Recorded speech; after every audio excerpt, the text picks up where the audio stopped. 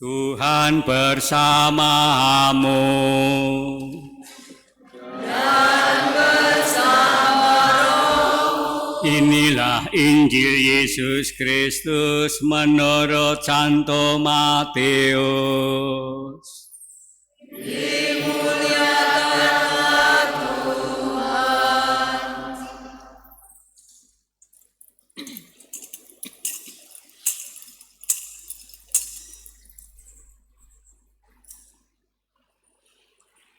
Bab 16 ayat 21 sampai dengan 27.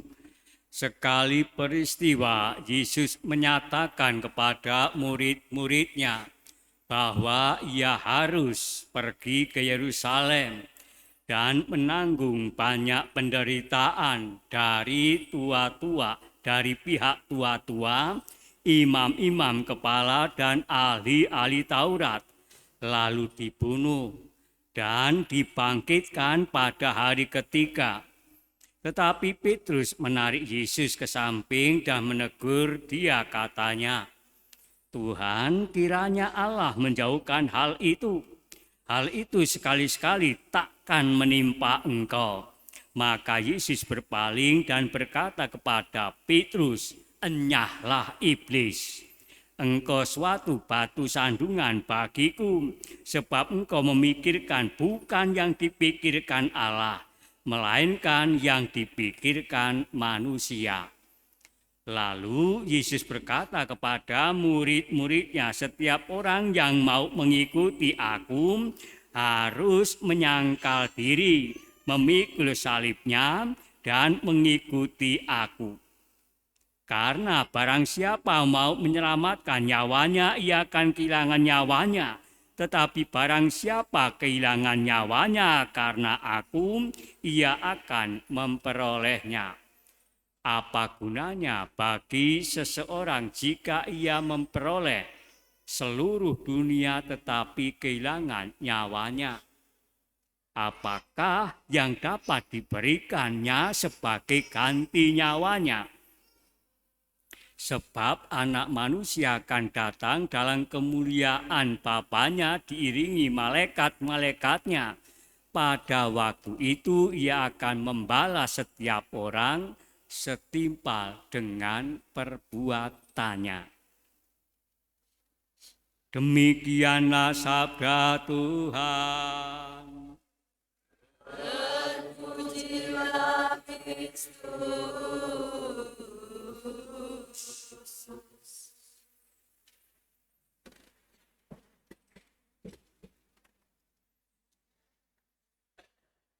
Bapak, Ibu, dan saudaraku yang terkasih, ada seorang suster yang mengajar agama kepada anak-anak yang akan menerima komuni pertama di sekolah dasar. Ia menjelaskan tentang jalan salib yang selalu didoakan pada masa Prapaskah. Setiap stasi dijelaskan dan direnungkan bersama. Pada stasi yang keempat, anak-anak ini merenungkan Tuhan Yesus berjumpa dengan ibunya. Lalu suster menjelaskan bahwa dalam perjumpaan ini Yesus dan ibunya tidak sempat berbicara apa-apa, hanya saling memandang dengan tatapan penuh kasih sebagai anak dan ibu, dan mereka hanya berbicara dengan menggunakan bahasa isyarat mata. Anak-anak kemudian membayangkannya, dan suster bertanya kepada anak-anak, apa kira-kira isi pembicaraan mereka dengan isyarat mata itu? Ada seorang anak yang menjawab, Yesus menyampaikan Bunda Maria, "Bu, hal yang tidak adil sedang menimpa diriku." Seorang anak yang lain menjawab, Yesus sedang bertanya kepada ibunya, "Mami, mengapa aku bukan orang lain?" Seorang anak yang lain pun menjawab. Sambil mereka saling memandang, Bunda Maria menguatkan Yesus dengan berkata, "Ayo anakku, lanjutkan perjalanan salibmu sampai ke Golgota untuk menebus manusia yang berdosa." Ada banyak jawaban dari anak-anak ini. Mungkin yang agak tepat adalah motivasi yang diberikan Bunda Maria kepada Yesus putranya. Karena Bunda Maria sudah tahu, bahkan sudah menyimpannya di dalam hati, bahwa Yesus akan mengalami Paskahnya dengan menuju ke Golgota. Bapak, Ibu, dan saudaraku yang terkasih, memasuki hari Minggu biasa ke-22 ini adalah bulan Kitab Suci Nasional dengan tema Allah Sumber Kasih dan Keselamatan. Maka melalui bacaan hari ini kita semua telah mendengar sangat menguatkan dan juga meneguhkan hidup sebagai pengikut Kristus. Kita berjumpa bacaan Injil hari ini dengan figur Petrus yang sebelumnya sudah mengakui imannya kepada Yesus sebagai Mesias, Anak Allah yang hidup. Dan Yesus memberi pujian kepadanya, bahkan menyebutnya berbahagia. Bacaan minggu yang lalu. Petrus lalu berpikir secara manusiawi tentang Mesias, yakni seorang yang agung, yang jaya, dan bebas dari aneka penderitaan yang dialami di dunia ini. Suasana indah ini berubah ketika dengan terus terang Yesus berkata bahwa Yesus harus pergi ke Yerusalem dan menanggung banyak penderitaan dari pihak tua-tua, imam-imam kepala, dan ahli-ahli Taurat, lalu dibunuh dan dibangkitkan pada hari ketiga. Petrus tidak setuju dengan perkataan Yesus ini sambil memblokir jalan dan berkata, "Tuhan, kiranya Allah menjauhkan hal itu." Reaksi Yesus sangatlah keras, sehingga Yesus berkata, "Enyahlah iblis, engkau suatu batu sandungan bagiku." Petrus yang tadinya mendapat julukan batu karang, sekarang Petrus mendapat julukan iblis dan batu sandungan. Memang bujukan Petrus ini mirip bujukan iblis kepada Yesus supaya menjatuhkan dirinya dari atas bumbungan bait Allah.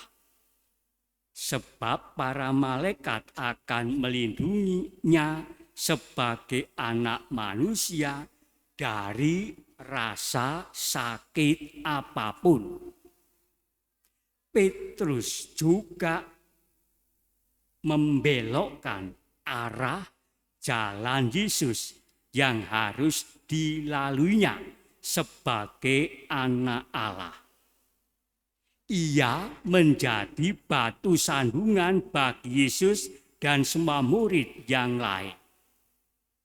Setelah menegur Petrus dengan keras, lalu Yesus menyadarkan para muridnya. Setiap orang yang mau mengikuti aku, ia harus menyangkal dirinya, memikul salibnya, dan mengikuti aku. Bapak, Ibu, dan saudaraku yang terkasih, ada 3 hal penting untuk meluruskan kembali jalan para murid Yesus ini. Menyangkal diri, memikul salib, dan mengikuti Yesus. Menyangkal diri merupakan kemampuan untuk menguasai diri dari berbagai hal yang terlampau mengikat diri Anda dan saya, sehingga kita tidak bebas untuk mengasihi Tuhan dan sesama.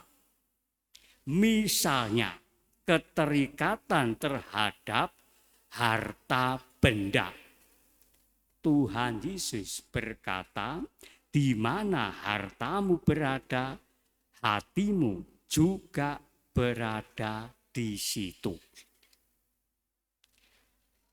Lalu salib. Salib adalah pengalaman yang berat dan itu memang menyakitkan, penolakan yang dirasakan. Tetapi kita bersedia menerimanya supaya sesama menjadi bahagia dan kita pun memperoleh keselamatan. Yesus memikul salib, menderita, dan kita memperoleh keselamatan yang abadi. Maka mengikuti Yesus berarti Yesus menjadi pedoman, kompas bagi kehidupan kita dalam kehidupan harian sebagai umat beriman. Artinya kita meniru teladan hidupnya yang taat, yang miskin dan murni, dan selalu bersatu dengan Bapa di surga.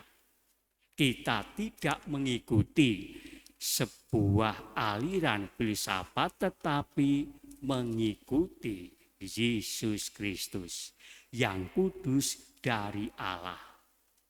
Oleh karena itu, seorang murid yang setia adalah dia yang menyangkal diri, memikul salib, dan mengikuti Yesus hingga sampai tuntas. Jaminannya adalah hidup yang kekal. Ia tidak akan kehilangan nyawanya.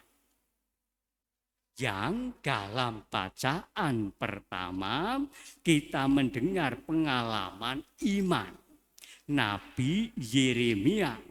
Ia seorang nabi dalam perjanjian lama yang sangat vokal dengan kehidupan sosial yang dialami dalam masyarakat waktu itu.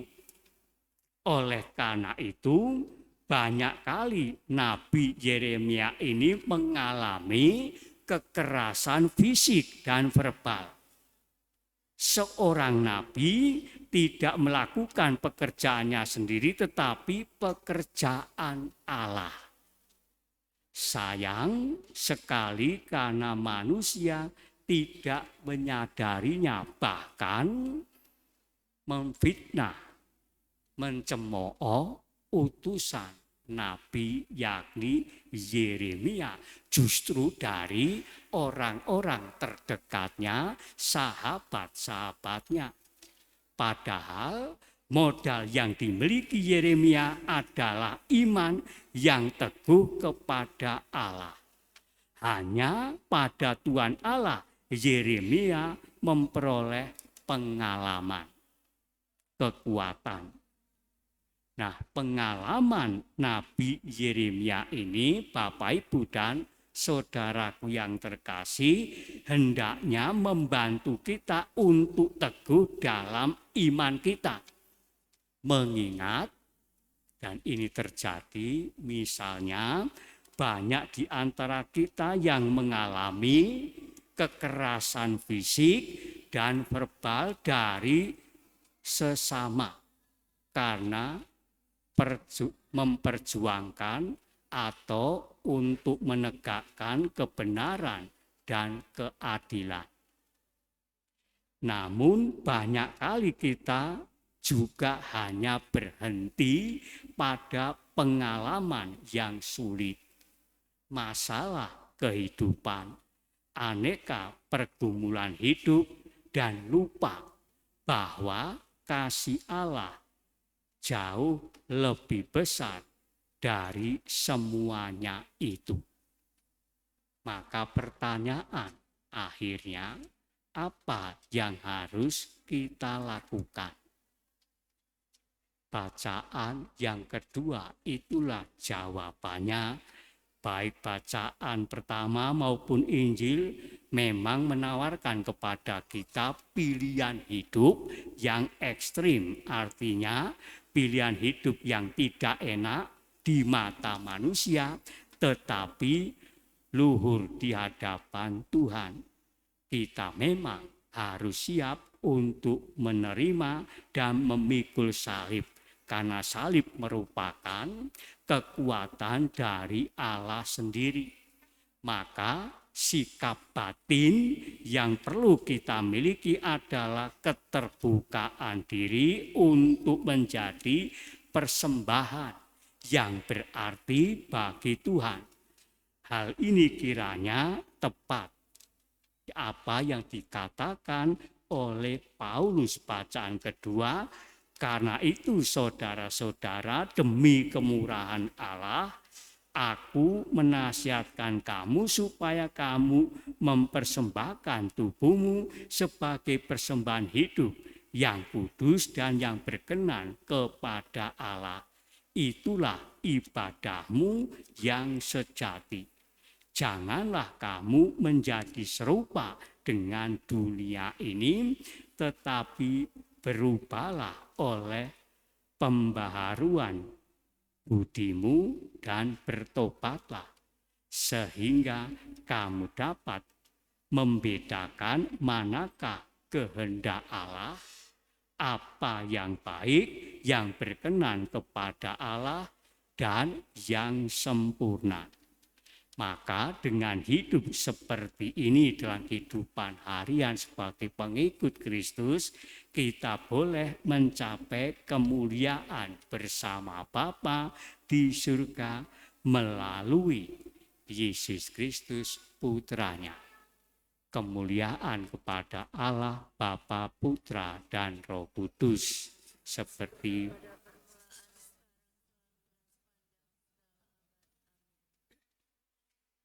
kita ungkapkan iman syahadat para rasul, aku percaya